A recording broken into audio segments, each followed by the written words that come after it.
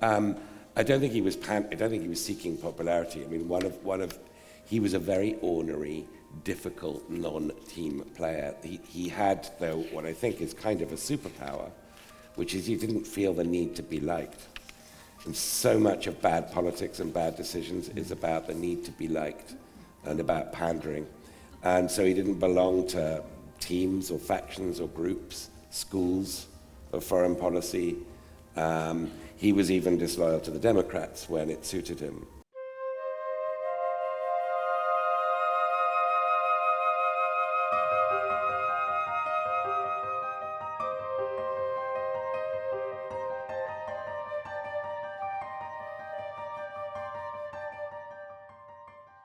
Thanks to all of you for coming out for this opening of the new season. This is our 6th that we've done since we began just before the pandemic. So it's great to see such a nice audience out tonight for our speaker.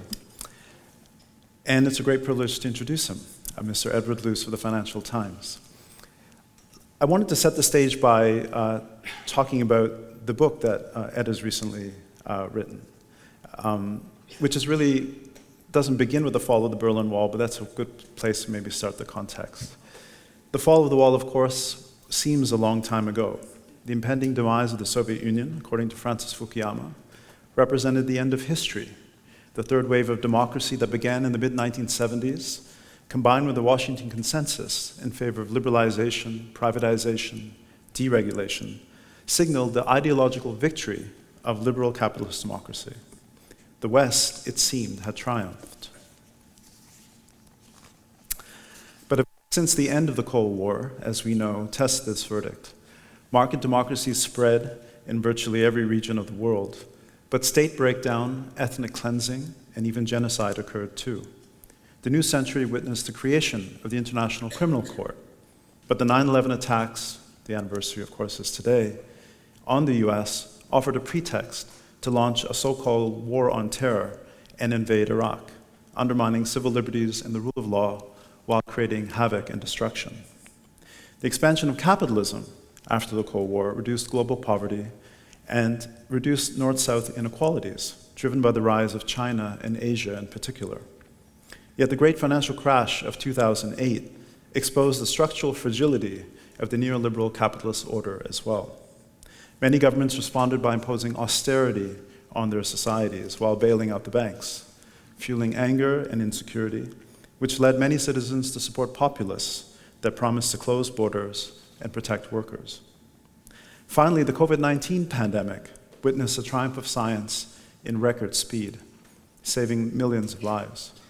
Yet fierce disagreements on public health protocols polarized many societies. The Russian invasion of Ukraine galvanized Western democracies, and even revived NATO, yet simultaneously revealed North-South divides, which proved even greater on the question of Israel and Palestine. And now we have the second Trump administration, imposing massive tariffs around the world while questioning US traditional security guarantees, rocking the international order. Severe democratic backsliding at home reflects open admiration for autocratic strongmen abroad. Geopolitics seems to have taken its revenge on the end of history. So how is Trump accelerating the unraveling of this post-Cold War order? Why are authoritarian models generating support while liberal democracy seems to retreat? What underlying currents made Trump's rise seemingly inevitable? And why are major powers today locked in rivalry again, when global trade was supposed to usher in a reign of peace? Our guest this evening has written with great insight about these questions. Edward Luce is the US national editor and a columnist at the Financial Times. After graduating from Oxford, he began his career as a correspondent for The Guardian in Geneva before moving to the FT to report from the Philippines.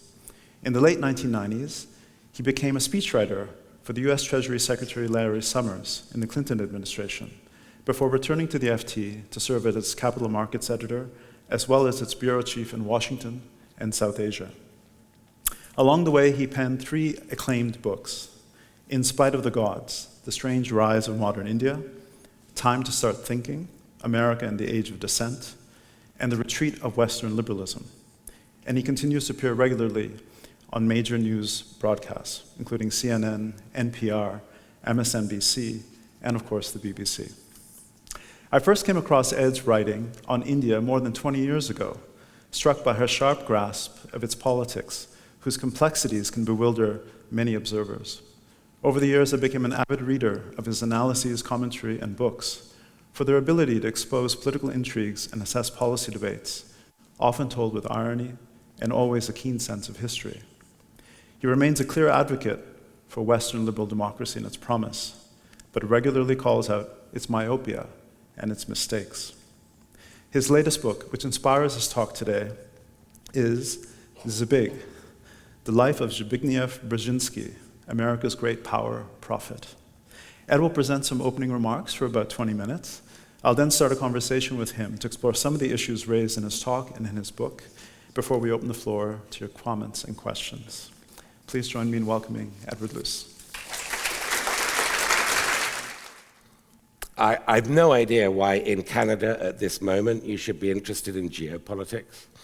I guess over the course of the next hour or so we'll try and figure it out.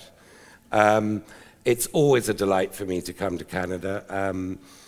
I have been coming quite a lot in the ordinary course of my job, but also for the research of Zbigniew Brzezinski's life, this sort of full life biography I've been working on really since COVID began. And he spent his formative years really, or the majority of his formative years, not in Poland. That was the first 10 years of his life. He crossed the Atlantic in 1938, age 10, with his dad, who was a Polish diplomat, who very smartly had arranged, being a Pole, being very aware of the timing. This is a few days after the Munich Agreement of 1938, crossed the Atlantic and ends up, his dad, as the Polish consul general in Montreal. And so Brzezinski studied here in Canada and did his undergraduate and postgraduate studies at McGill in Montreal. And really, that's, for a biography, the formative years are really important. You get lured into a biography by the sort of the big public career and the sort of major events of it, which in Brzezinski's case were a big lure for me. But when you get into doing a biography, you need to do the makings of the person, the formative, what is it that forged this character? And so Canada played a very big role in that. Montreal played a very big role in that.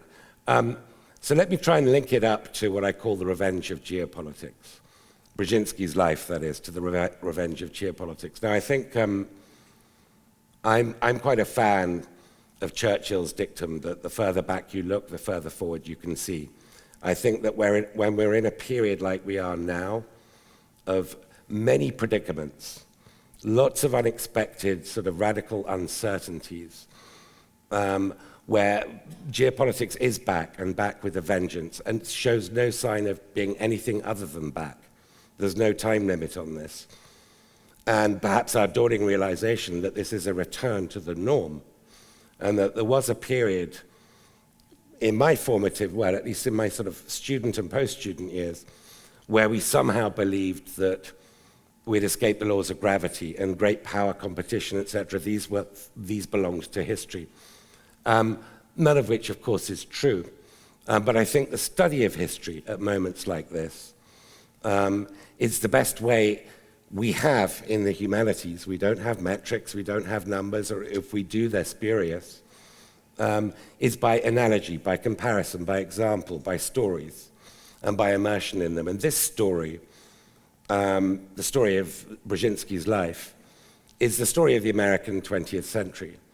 And it's a very, very American story, even though he's Polish, even though he sounded Polish until his dying breath. And in fact, when he was on his deathbed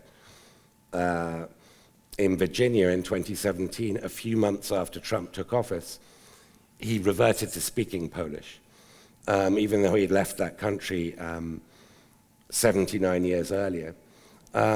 This is a very American story. His great rival, Henry Kissinger, is another very American story, namely that these are immigrants who become naturalized Americans and reach the highest possible position a non-American-born American can reach as grand strategists of American foreign policy in this extraordinary century in which they rose to the top, and without losing their foreign accents.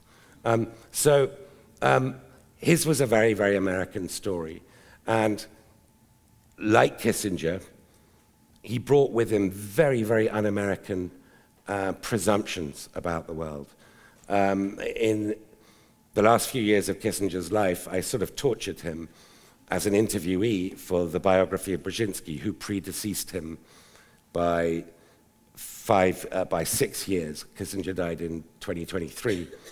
And they were great lifelong frenemies. They were rivals who couldn't get enough of each other's company. They were sort of up there with Jefferson and Adams in terms of a dialogue that spans decades.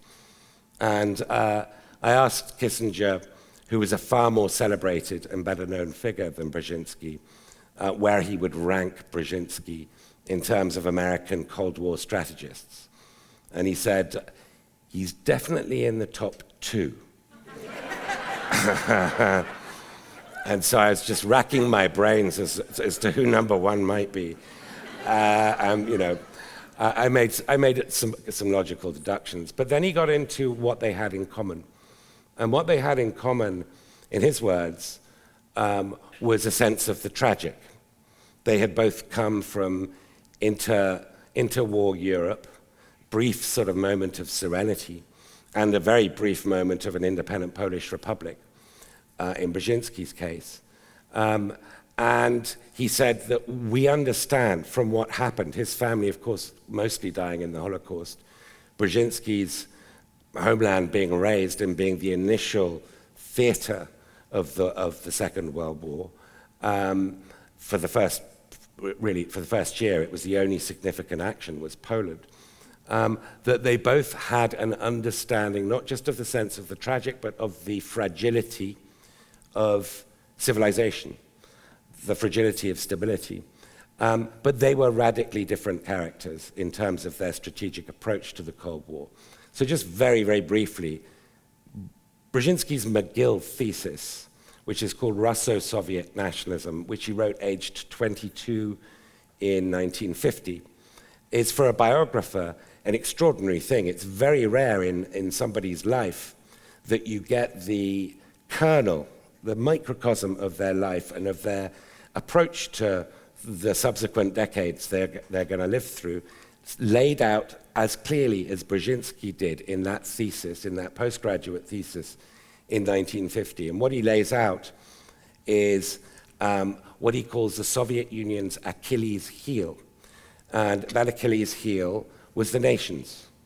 Not just the captive nations, as they were then called, including his native Poland, Czechoslovakia, Hungary, etc., but the nations within USSR republics of the Tajikis, the Georgians, the Ukrainians, and that these nations didn't speak a language called Soviet. They spoke their own languages and saw themselves as being under a Russian empire, albeit dressed up in Marxian form, and that the prevailing doctrine, strategy, really, of early Cold War American approach to the Soviet Union that had been laid out very famously by George Kennan in 1947, Sources of Soviet Conduct, talked about containment. It talked about stopping the spread of the Soviet Union, westwards and southwards, etc. But it said nothing about what happened behind that Iron Curtain. So Brzezinski, incredibly arrogantly, basically said the whole of Sovietology is wrong. Harvard awarded him a scholarship. He left Montreal, went to Harvard with $10 in his pocket, rose up, established the School of Comparative Communism at Columbia after he'd been denied tenure at Harvard. And basically, this strategy he carries into office with him as Carter's national security advisor. And you can see it there in 1989 with the end of the Cold War being brought about in Poland, not in Berlin. Berlin happens on November the 9th, 1989, the end of the collapse of the wall, the opening of Checkpoint Charlie. The end of the Cold War, the end of Soviet monopoly on power, communist monopoly on power, happens on June the 4th, 1989, when Solidarity, the dissident Polish trade union movement, is allowed to run for election in Poland, and it's very circumscribed, not rigged, but very circumscribed elections. And of the 100 seats being contested, they win 99.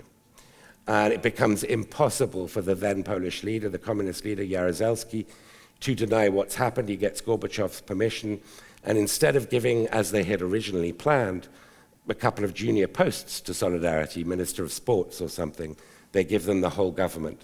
That's the moment when the Cold War ended. That's when the Soviets gave up on their monopoly of power to a workers' trade union movement, the sort of supreme irony of that. And this is a product of Brzezinski's strategy to some extent. And it's certainly what he foresaw as being the way the Soviets would end. That was the Achilles heel. Kissinger had a very different approach, which was more pessimistic during the Cold War. Brzezinski was the optimist. He believed America was leading. Kissinger believed the Soviets were catching up and overtaking. And he had a very different approach where he didn't pay much attention to small players like Poland, like Romania, etc. He was a sort of great power guy. And he saw the Soviet Union as heavily nuclear armed, America's heavily nuclear armed, and for the sake of stability and humanity, we just have to have a modus vivendi with them, particularly since they were catching up with us and possibly overtaking us. So they had two very different approaches, and on this issue, this one issue, Brzezinski was right and Kissinger was wrong. There are many issues on which Brzezinski was wrong, and let's not get into Iran and the hostage crisis, etc. But there is, for those of you who've studied 20th century thought and recognize the name Isaiah Berlin, Isaiah Berlin said that there's two different kinds of statespeople. That's the fox and the hedgehog. And the fox knows lots of cunning things and is very wily and is versatile. And the hedgehog just knows one thing, how to protect itself. No cunning there. And actually the analogy he was using was to Winston Churchill. Churchill got everything wrong. He got India wrong, he got Ireland wrong, he got the gold standard wrong, he got the First World War wrong. But he got the one big thing right, which was the Nazi threat. When all the foxes were right on those other issues, but they missed the Nazi threat or chose to miss it. And in this respect, Kissinger's the fox, and Brzezinski on the Cold War was the hedgehog. And then the Cold War ends.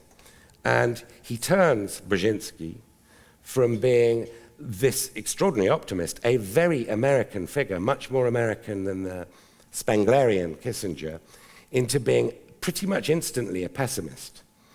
And he writes a book. Sanjay mentioned the Fukuyama book, The End of History, and there were many like that. I think Fukuyama's was the best example of it. That was the atmosphere, understandably, across the West, and particularly in Washington. Triumphalism, a great sense of relief. The West had won the Cold War. It had won the ideological contest without a shot, mostly without a shot being fired. It had ended peacefully. And now was the time to celebrate. And Brzezinski wrote this book called Out of Control in 1993. Didn't sell very well, just didn't fit the market and the demand and the mood of the time. But the core of the thesis is the losers of this Cold War, the perceived losers, are going to form together what he called an axis of the aggrieved. And he said this will include China, Russia, Iran, North Korea, and others who feel like they're on the wrong side of this and they're being disrespected. And he also mentioned, and Sanjay had referenced the Washington Consensus, which of course really came to the fore in the 1990s, this toolkit for how countries should develop. And he mentioned, look, this is a one-size-fits-all approach that is ready-made and off the shelf from Washington, D.C., in which countries are encouraged to be like us. There's one way of doing things. We're at the top of the ladder. We will help you up the ladder.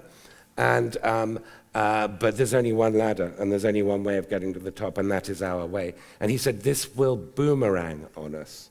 And so the subtitle of this book includes the word profit. It's because of that and his sort of forecast of the demise of the Soviet Union, I use that slightly strong word.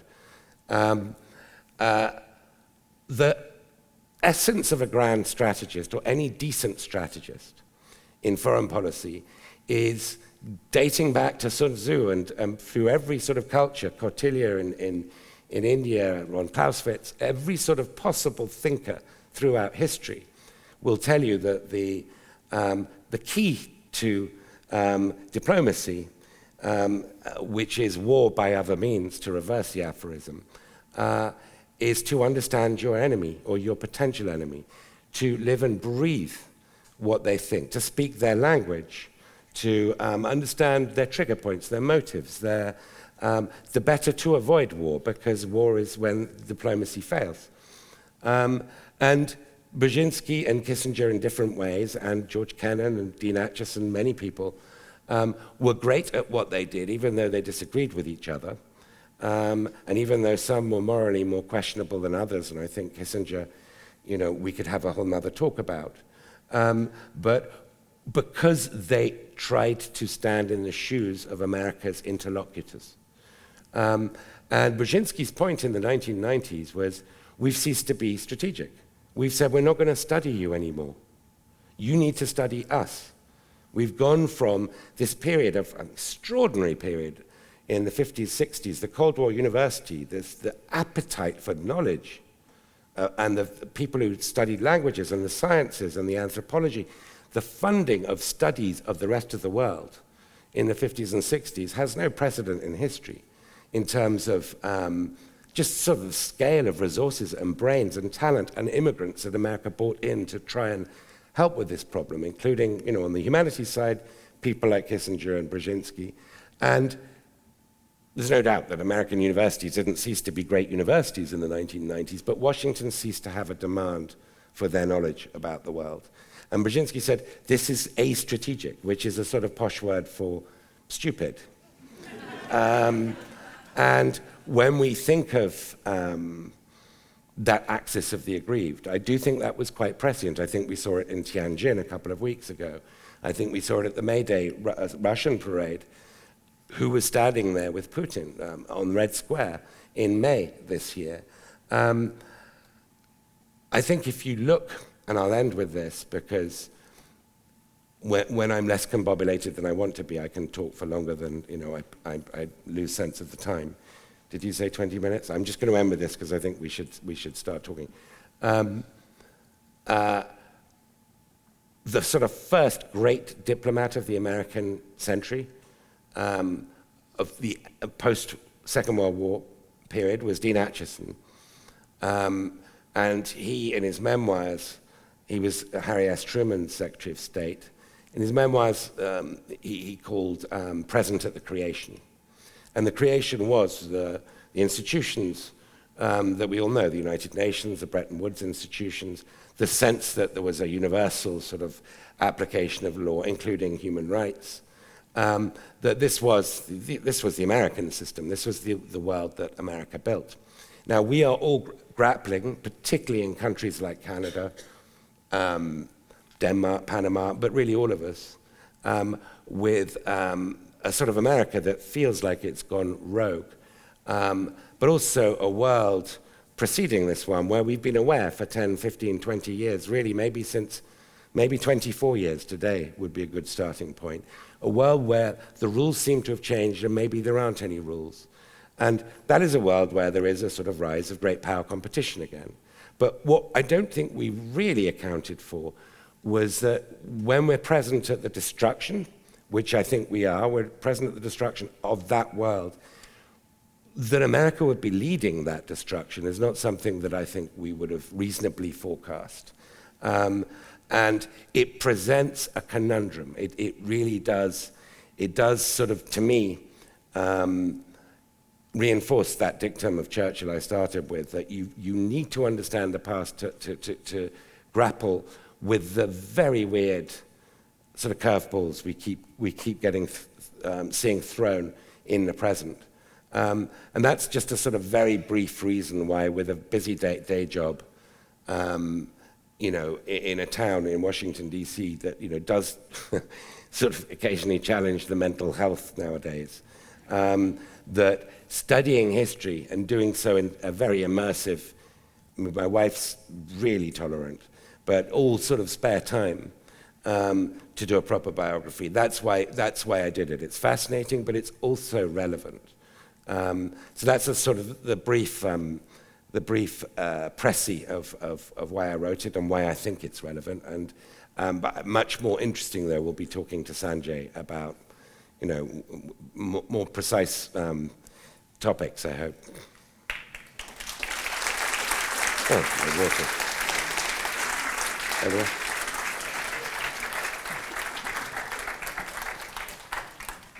I forgot to drink any of it. Yeah, that's great.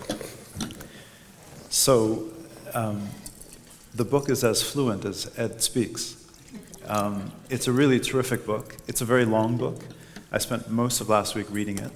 As I told my colleague John Harris, I took 12 pages of single-space notes because there's so much in it. And so I thought what we could do is, the book is so rich and so fascinating, so I'm going to plumb into some of the issues and themes that come out through the book, some incidents, raise some questions, and then try to bring it to where we are today, because everyone in the room is grappling with this moment, trying to make sense of it.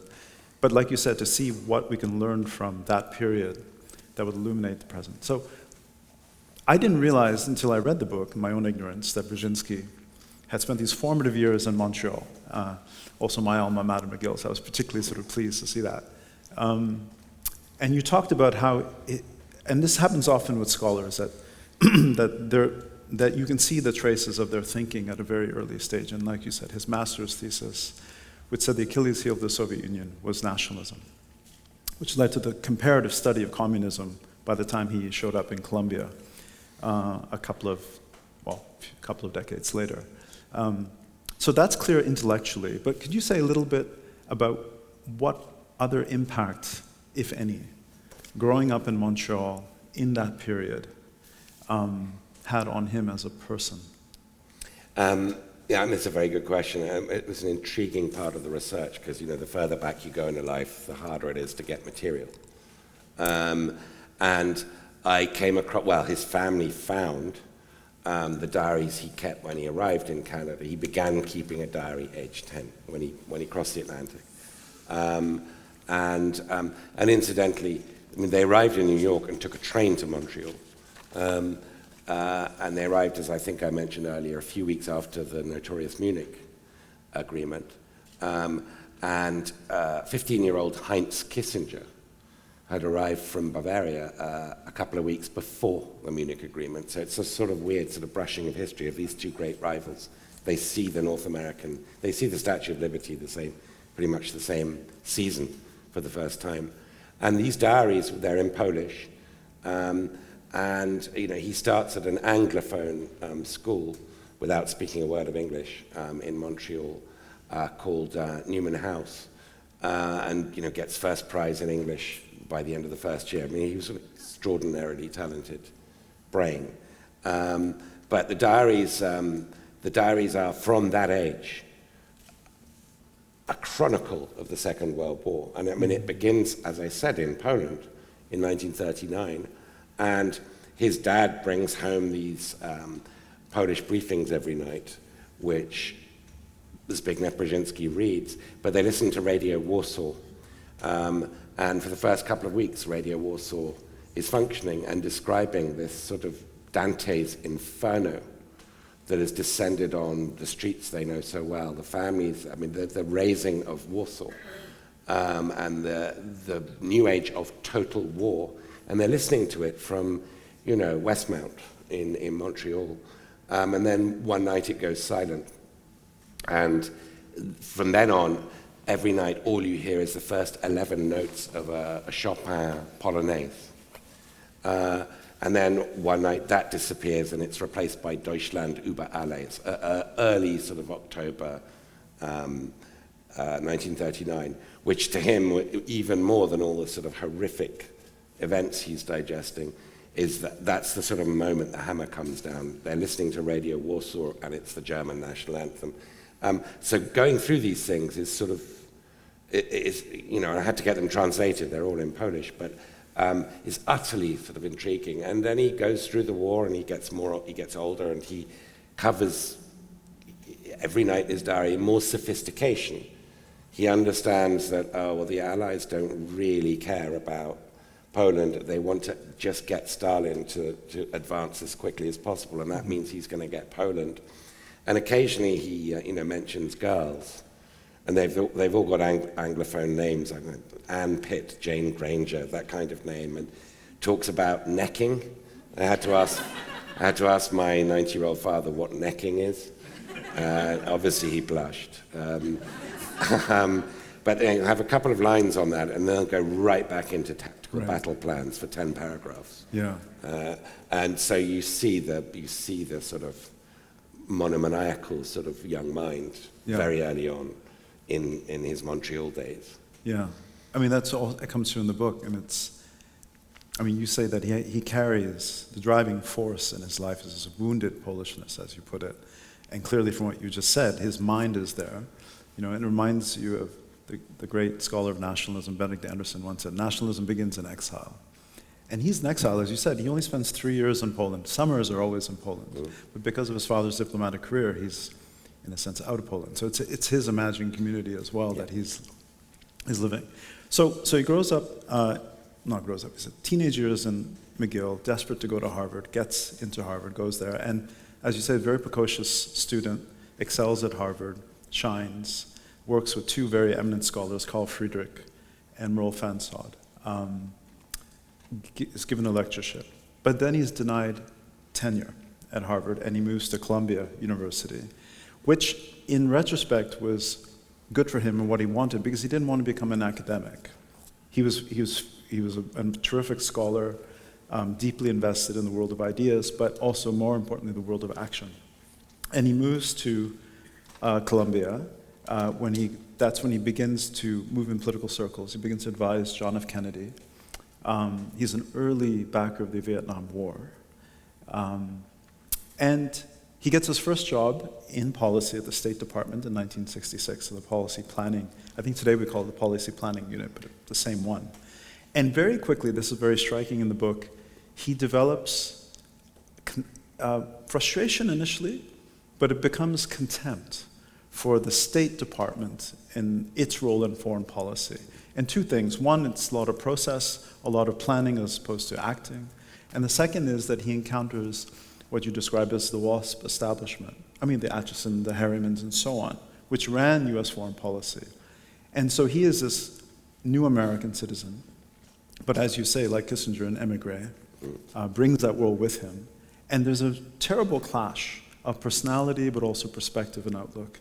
So tell us a little bit more about that. Because he's gone to the establishment university of the United States in foreign policy, Harvard, and then Columbia, which was a demotion in his mind, and maybe was at the time. But he's having this clash even though he's part of that elite. So what is that struggle at that point? And maybe Kissinger is involved in that as well. So those days, American foreign policy was run by the Anglo-American elite. And that includes Dean Acheson, Averell Harriman, Robert Lovett, John McCloy, Chip Boland, people like that. All Anglicans, Groton, most of them, or Andover. Right. And for them, they were from pretty, in Harriman's case, sort of basically robber baron sort of wealth.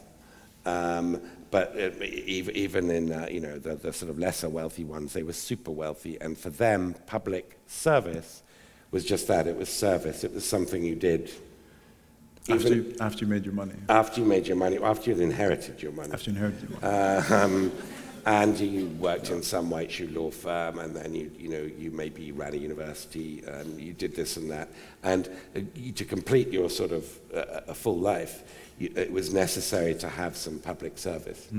And here are these brash new era of professionals who don't come from, they're immigrants, who don't come from, comfortable backgrounds, or they did, but that's all been lost, who think there's no other career, this is full-time, and have extremely clear ambitions. And in Brzezinski's case, he said it as, when he was in his teens, as my ambition in life is to liberate Poland. Right. He said it without blinking, and repeatedly to people. Kissinger was a bit more sophisticated. And they had real contempt and fear of these upstarts and their dual loyalties. So they kept saying, he's going to get us into a war with the Soviet Union. Why would we want to? Now, for them, because it's a hyphenated American, he's Polish American or he's Jewish American or whatever it might be, they didn't perceive themselves as having a hyphenation, but they were English American, these people. Right. So I feel I have some insight into them. Yes. And I'm very glad they were English American. It served everybody well in the mid-20th century. But they didn't perceive themselves as having any bias. Right. So Brzezinski, instead of trying to sort of accommodate himself, just made enemies of all these people. He just had arguments. And he said to Harriman, he wrote him a letter saying, I heard that you said that my Polishness means I'm inherently biased and cannot deal with the Soviet Union. Does the fact that you're a multimillionaire capitalist mean you're inherently biased against the Soviet Union? That's how he would take it on. He wasn't a cautious career person. There was something of the Polish cavalry charge in Brzezinski. He's extraordinarily precocious, arrogant, strong-willed. So he's at Columbia in the he joined State late 1960s, and then he plays a very instrumental role in the creation of the Trilateral Commission in 1972. And the point of the Trilateral Commission, he becomes its first director, is to bring the United States, Europe, and Japan, where he had spent a crucial 6 months prior to that, to bring their policies and in a sense into convergence. And it's there at the Trilateral Commission, which of course is a precursor to the G6 and then the G7, which Canada joins, that he meets someone named Jimmy Carter. And he becomes Carter's tutor, literally, in the sense that Carter is ferociously hardworking at learning, a master of detail, consumes everything that Brzezinski gives him, and Brzezinski teaches him a lot. And that's where that partnership kind of forges. So fast forward, Carter becomes president, and he anoints or asks Brzezinski to be his national security advisor, exactly as Kissinger did, but Kissinger was also Secretary of State under Nixon. And the big thing there, of course, is that for Nixon and Kissinger, their worldview, as we describe it as realpolitik or amorality, power politics, and focus, as you were saying in your opening remarks, was on détente with the Soviet Union, which they thought was catching up. Carter, of course, privileges and prioritizes, even calls it the soul of his foreign policy, human rights. And he has Brzezinski as his national security advisor. Gives him cabinet rank, which has never been done. Also appoints Cyrus Vance, who is part of that old Anglo-American elite, as the Secretary of State. And then there's great tension in the Carter administration. We can get into some of the events quickly and briefly. But again, is that a replay of that earlier conflict that he had even in the 60s in State? Is it just a continuity of that? Because there's a struggle, there are massive turf wars, the two sides are leaking against each other in the media. Cy Vance, the Secretary of State and Brzezinski's great rival, was, you're right, I think the last of the WASPs of that sort of generation. Now, there have been plenty of people of, that background since then, but WASP was a certain sort of position and outlook. And he was sort of very much of the, of the view that gentlemen don't read each other's mail. And Brzezinski wanted to tap the hell out of everybody. And so, they had completely different sensibilities. But Carter, as you mentioned, had been, he was an obscure one-term governor of Georgia. And Brzezinski selected him. He needed one Republican governor and one Democratic governor to join the Trilateral Commission, which he had created with David Rockefeller's money and partnership. And by the way, this is a bit like being an artist in Florentine, sort of medieval Renaissance Florence. It's like you needed a Medici. And Kissinger had Nelson, Rockefeller, and Brzezinski had David. And they set up the Trilateral Commission. Carter comes in, uses it as a crash course in world events, and then as a sort of launch pad for his presidency. And he always said he was an eager student of Zbig. He said that when he announced his intention to run, but he kept saying it after he became president. And this wonderful note Brzezinski sends to him saying, Mr. President, I think that the American people don't want a student as their leader. They want a leader. And so could you maybe sort of stop saying this? And Carter says, okay, scribbles it in the margins. And he said that Cy Vance has my heart, which is to revive détente, which had sort of fallen into abeyance. But Brzezinski has my head. But Brzezinski had something far more crucial than that. Well, two things. One was this sort of deep friendship with Carter, very unlikely, to have this Sunday school preacher from Georgia and this Machiavellian Pole. But they were really close. And Brzezinski saw him, every morning, first thing. And that's one advantage. Carter didn't really know Vance that well. But the second was that Brzezinski was, 50 feet from the Oval Office? And Vance is 1.5 miles in Foggy Bottom. And it's all about location, location, location. And the third, I guess, is, this human rights thing. Vance did not approve of it. Mm-hmm. Anything that annoyed the Soviets was not good. You have to get back to détente. And that means stop commenting on what happens behind the Iron Curtain. And the whole point of human rights, weaponizing it, is to stir ferment behind the Iron Curtain with the Helsinki Agreement. And I think for Carter it was a moral thing. For Brzezinski it was an instrumental thing. It was a way of undermining the Soviet Union. And Solidarity and others, and the samizdat, all these things come out of it. Right. I mean, in the book you say there's almost a weaponization of human rights. And that's where I wanted to move next. So Poland is key in the 1980s, as in a sense, it's the spearhead of the beginning of the efflorescence of civil society, and in Eastern Europe, which begins to, and then it sort of picks up steam after Gorbachev comes to power, Glasnost and Perestroika. And there it's very important that Brzezinski himself is Polish. The first Polish Pope of the Catholic Church, he befriends and become very close. They play a very important role in Poland. So, and there is where, if you go back to his master's thesis, the Achilles heel of the Soviet Union is nationalism. In the case of Poland, the church is very important. There's intellectual space, there's a samizdat. Czechoslovakia, similarly, under Václav Havel and others. But one thing I wanted to ask, it's more of a critical question, is what's really striking is that when it comes to Eastern Europe, when it comes to Europe as a whole, Brzezinski really advocates peaceful engagement. He says we don't have to go through Moscow. We, the Americans, can directly support people who we want to support in Czechoslovakia, Hungary, Poland. And we're going to do it through things like boosting, funds for Radio Free Europe and so on and so forth, having the Pope visit, meet these workers, meet Solidarity, and so on. The Carter administration, at the same time, did very progressive things in parts of the Global South, what we call today, then the Third World, right? So they begin to reduce military arms to dictatorships in Brazil and Argentina. They return the Panama Canal to Panama. Carter is very clear in voicing support for black majority rule in Southern Africa. So this seems to be all part of the same package, sort of human rights, focusing on this.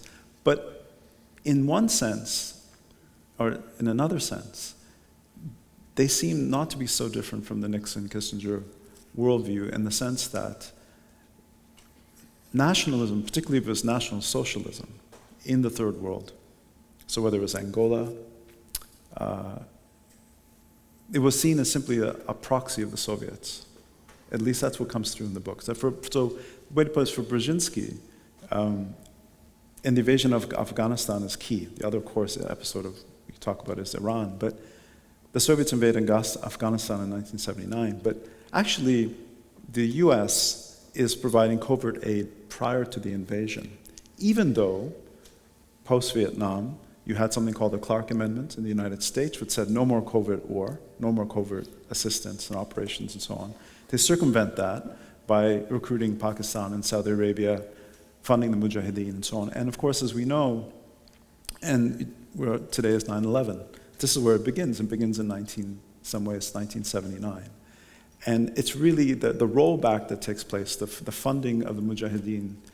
Afghanistan is the simplest case, even framed as freedom fighters engaged in a holy war against the godless Soviets. You know, the arms that were sent, the training, the financing. It really did spread terror as a strategy of counterinsurgency against the Soviets. And Brzezinski says very clearly, this is their Vietnam. Yeah. Right?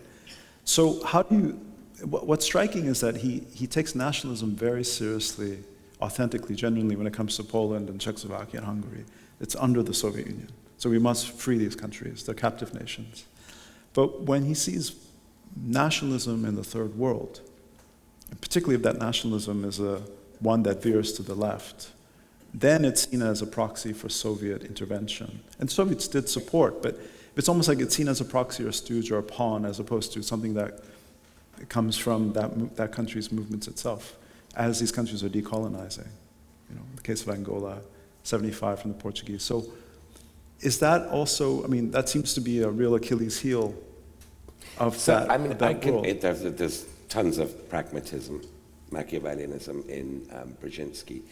But I mean, I could sort of reconcile that contradiction on his part if I was, making the case for him as his barrister, that Soviet-backed nationalisms, national movements, that have been suffused with Cuban advisors, Soviet advisors, the sort of flooding that happened in the 70s and 80s is a hijacking of nationalisms.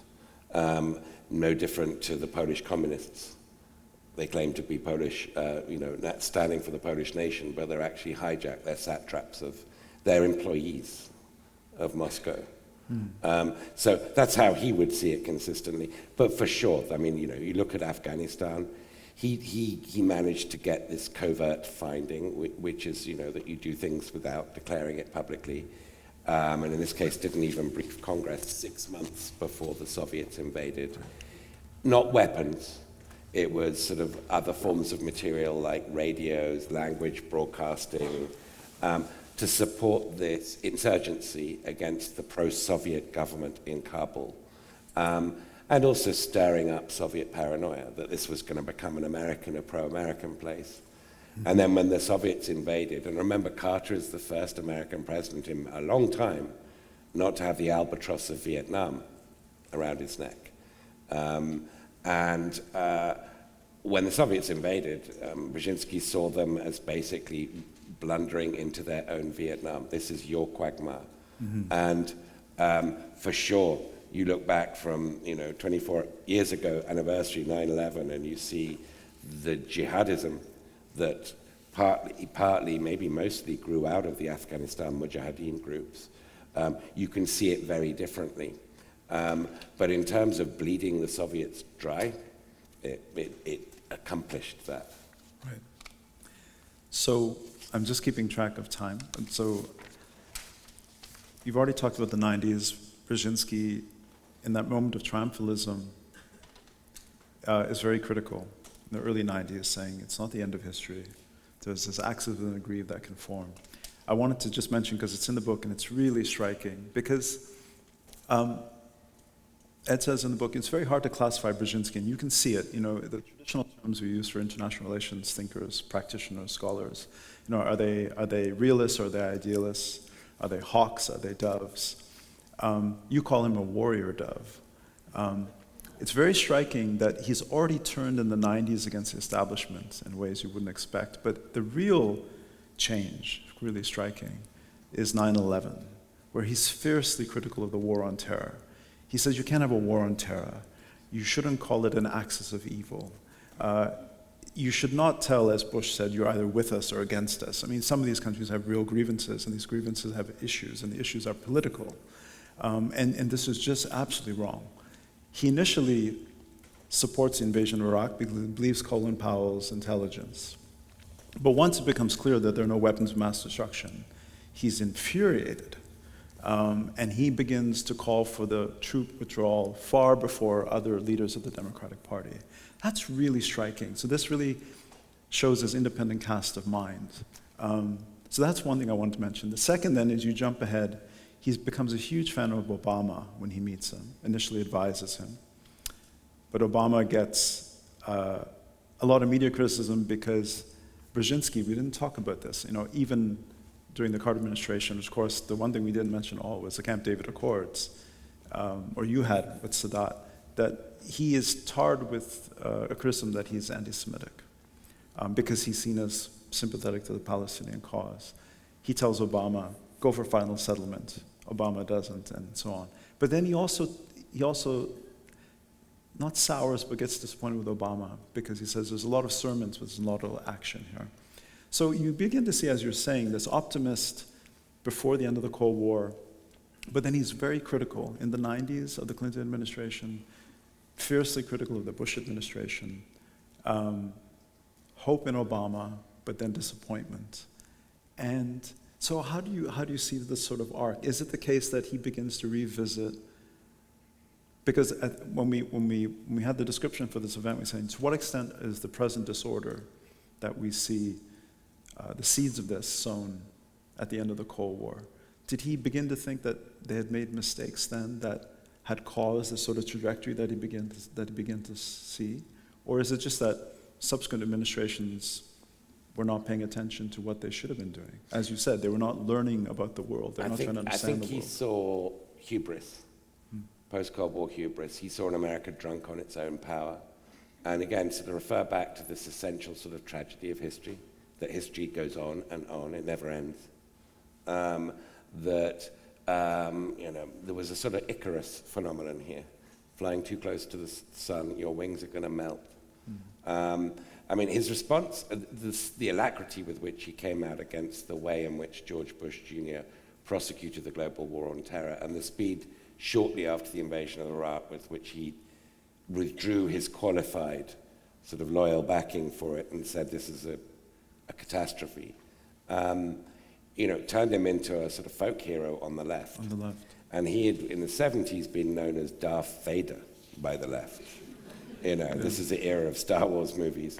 I don't think he was seeking popularity. I mean, he was a very ornery, difficult, non-team player. He had, though, what I think is kind of a superpower, which is he didn't feel the need to be liked. And so much of bad politics and bad decisions is about the need to be liked and about pandering. And so he didn't belong to teams or factions or groups, schools, or foreign policy. He was even disloyal to the Democrats when it suited him, when he believed they were wrong. So he was a sort of individualist in a town very much, the phrase "the blob" was coined more recently, although within his lifetime. But it is kind of a conformist place, Washington. Yeah.